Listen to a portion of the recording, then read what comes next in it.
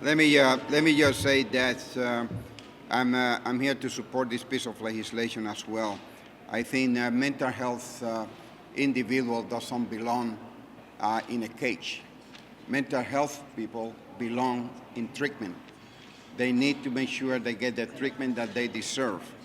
The use of long-term isolated confinement should be reformed for general population and must be banned altogether for the special population. For those struggling with a mental illness, the practice can be torturous or even daily. So we need to make sure that this is the year that we will be able to get finally this piece of legislation done. It's done overdue. Our people, our community deserve better.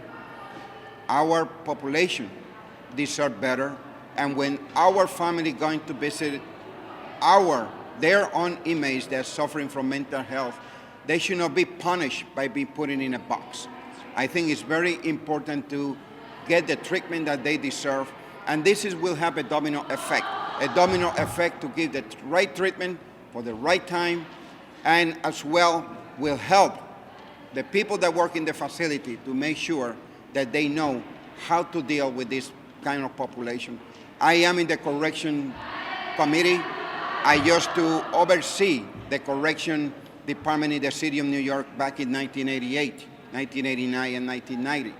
So I know how we can work together to make sure that we be able to reform a system that is no longer work to benefit our people when they get released from the facilities.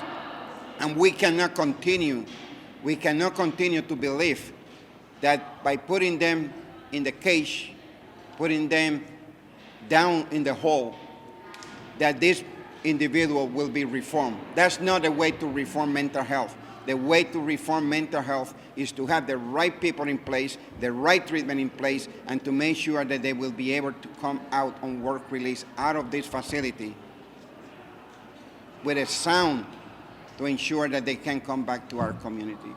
So it is unacceptable that we're still in 2020 fighting for this piece of legislation.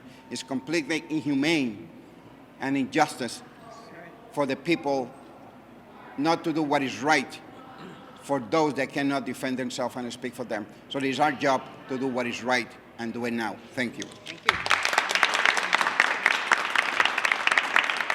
Thank you, Assemblymember Ortiz.